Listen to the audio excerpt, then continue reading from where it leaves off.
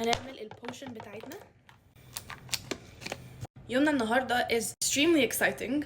رايحين مول في دبي للمره 13. هو exciting عشان احنا هنروح نقابل نوران. صراحه انا متحمسه ان انا هشوفها، غير ان هي اختارت ان احنا نروح ناكل في مكان انا اصلا بحبه وفي مكان جديد ما رحتوش قبل كده، فمتحمسه ان انا ازور اماكن جديده في دبي. دي عادي عادي عادي، احنا بنتعامل اكن احنا مش عيانين ولا اي حاجه، وحاسه ان احنا لو اتعاملنا كفايه ان احنا مش عيانين احنا فعلا مش هنبقى عيانين. فايه، احنا نحط الاي كريم بتاعنا وننزل ونبقى زي الفل.